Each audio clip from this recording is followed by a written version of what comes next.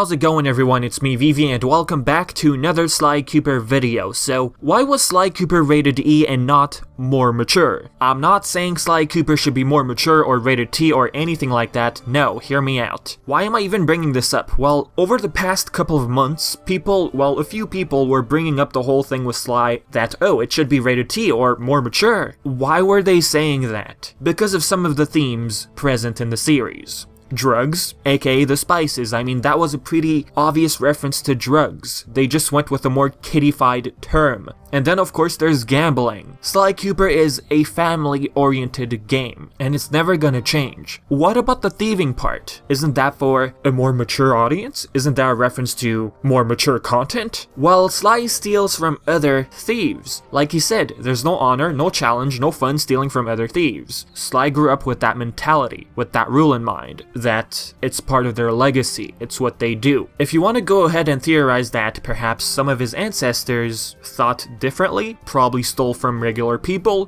go ahead. I mean, it's possible, we never know. Fun fact about this whole thieving thing in Sly. Sucker Punch's original idea was to make Sly a thief in general, to steal from ordinary people. A thief, simple. But then they jokingly said, hey kids, stealing is cool. They believed that wasn't a good image, so they decided to go with the idea that Sly would steal from other thieves, as a way of showing honor. That right there should tell you that Sly Cooper is a series targeted for kids mainly. Anyhow, many believe that Sly 1, 2, and 3 had something in common. They felt like they had the same tone, the same level of seriousness. As for Sly 4, there's a bunch of mixed feelings. Some say that the characters felt too different, the villains sucked, and the story lacked. They feel like because of Sly 4, Sly is headed in a more kiddie route. People have a bunch of different thoughts on the fourth game. Now the point is, with Sly Cooper having so many references to more mature themes, should it head towards that route? Should Sly Cooper be more mature or rated T? My answer is not at all. It's completely unnecessary. It might never, ever become rated T. Let me get this straight. First, what do you guys mean by more mature? Mature does not equal edgy, nor does the series need to be.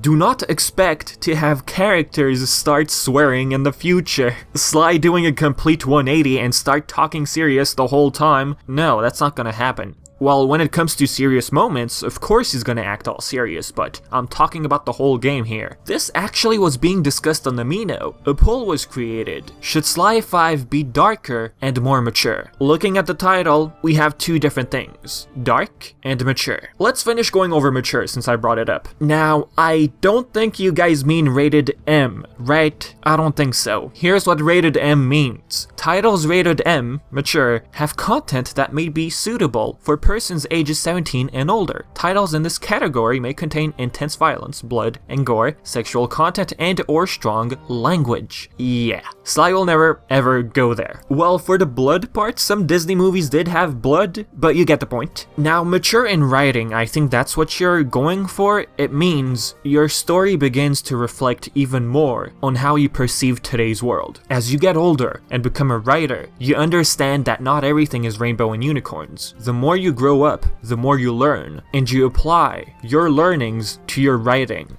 Now, I'm not a writer, alright? I'm just saying, the more you understand how life works as a grown-up, the more you try to apply your perception of it in your writing. And it shows. Fans will notice how the characters act, their mentality, how they think, their actions, and everything like that. You'll see it if it's part of the writing. I guess that's why people use the term mature. I want the story to be mature. People like to see challenges in video games, not gameplay-wise. Well, yes, I'm talking about the characters here. They want to see the characters be tested. They want to see them go through ups and downs. In simple terms, character development. There's an example I want to use, Ratchet & Clank PS4. I know this has nothing to do with Sly, but like I said, it's an example. Ratchet & Clank's friendship was absent. We just had Ratchet trying to be a Boy Scout. And because of that, because of the lack of development between these two characters, people started complaining and called the game too kiddie. But the game did have its serious moment, a planet being blown up. And this brings me to Sly. Sly did, of course, have its own serious moments. So another thing, what do you mean by serious? We did have serious moments. Are you perhaps implying more serious, aka darker? Guys, if by serious you mean the characters involved, you gotta be careful. As I mentioned before, you don't want Sly to go completely 180 to change his personality and act all serious, because the game has to be more serious. No, you shouldn't change the nature of the characters, unless it's a pretty sad moment we're talking about. That's understandable. And looking at these different terms, I do not like to interchange dark and serious. I think of them differently. The term serious to me sounds like, for example, the final boss. In any video game, what's this guy after? Power? Money? Destroy the world? Release darkness to the world? I don't know what. That's a serious moment. Just dealing with a problem in particular, in any video game, it's gonna be serious. As for the term dark,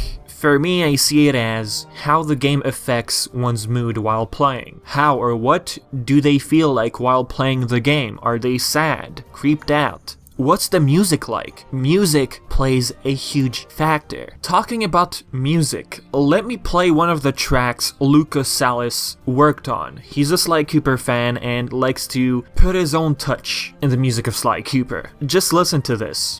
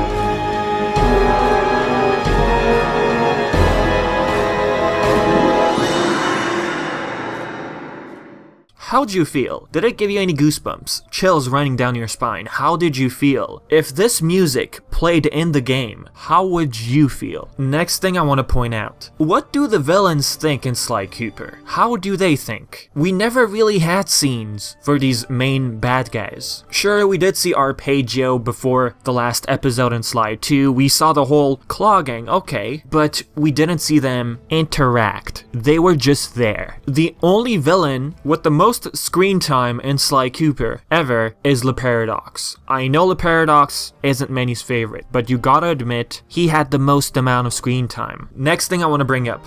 The poll on Amino, which I mentioned previously, someone left a comment about the whole should Sly Cooper be dark. Okay, why do so many people want Sly to be so much darker? This series is inspired by film noir. Our protagonist is a thief whose parents were killed before his eyes when he was 8. He's fought a robotic owl from hell whose possessed corpse paralyzed one of his best friends. He and his beloved lied to each other in order to secure their relationship, and now he's stuck in ancient Egypt with no way to get home. How much darker do you want it to get? It's already close to a tragedy as it is. You got a great point there. The night of the attack is dark. And everything else you mentioned, yes, I agree. But the game's lacked one thing: depth. Ask yourself this: why are people even bringing this up, despite everything that was mentioned in that comment? Why? They all know what you mentioned, but one thing feels lackluster, and it explains why people feel like Sly should be darker. Including myself, I wouldn't mind. With Sly Cooper having so many references to real-life situations, why can't our main villains have more development? Sly 4 seemed like the start of that. Oh, look at Vivi defending Sly Cooper 4. It's not that, but you gotta be honest here. Le Paradox Yes, we've seen him a couple of times, well, a lot of times, on screen. Other than the paradox, it was always about, I hate you, Cooper, so die, with nothing more explained. The teams behind Sly, they do come up with interesting ideas, but they fail at adding more depth to some of the characters. Clockwork being the prime example. The almighty Clockwork, who's lived for centuries, found a way to become immortal. What? How? Who? Where? Why does he hate them so much? I'm gonna talk about Clockwork in another video, right? How does the owl think behind closed doors? That alone can make a game dark. Just seeing how the main villain thinks, the setting, the mood, the tone, and those particular missing scenes. I think that's what people are getting at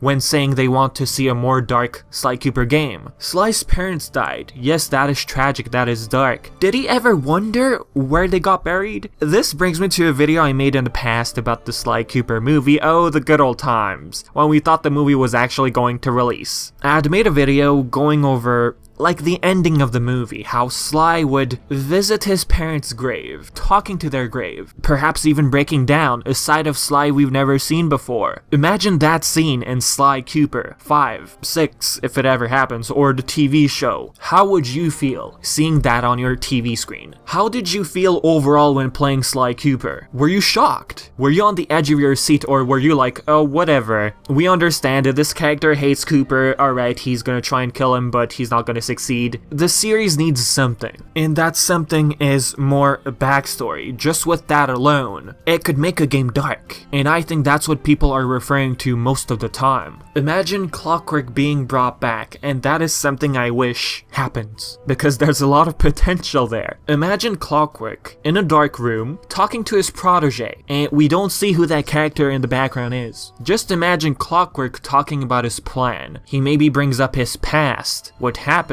I just want to know how he thinks, how he feels. So in summary, Sly Cooper is already written maturely. What, you're gonna say it's immature? A bunch of gangs, an immortal owl, the death of Sly's parents. I mean, there's nothing immature there, so I'm not too sure what you meant by mature, so I tried understanding it. And I really do hope you did not mean rated M. It's never gonna go there, alright? And again, a game does not have to be rated T to make the story dark. Keep that in mind. Even with rated E games, it can appeal to both audiences, young and adult. And with the Sly Cooper fanbase all grown up at this point, well, the majority, I think Sanzaru Games, yes, I'm assuming they will work on the next one, they shouldn't be afraid to make it darker. Yes, Ratchet & Clank and Jak and Daxter, they were both rated T on the PS2, but really looking at those games, there was just a bunch of adult hidden humor. Ratchet & Clank went rated E afterwards, even Daxter went rated E afterwards. A crack in time. Although rated E, it still managed to be many's favorite. So no, Sly Cooper does not need to be rated T or anything like that. Think of Disney movies. Think of this realistically. Sly Cooper doesn't have that big of a fan base compared to other AAA games, of course. So if Sly Cooper were rated T, how do you think that would impact sales, knowing that the community is not as big as the others? You know what, I'm not gonna get too much into this whole business perspective thing. I feel like the video is long enough, so I'm gonna leave it to you guys. 1. Do you feel like a rated T game is necessary? 2. How do you think it'll impact sales? Answer one of the questions, or maybe both. You decide. Or just leave your muffin recipe, I don't care. But other than that, this is it for the video. I hope it cleared up a few things for you guys. Maybe it didn't, but I felt like sharing what I had to say on this topic. But yeah, like always, I've been Vivi, and thank you so much for watching.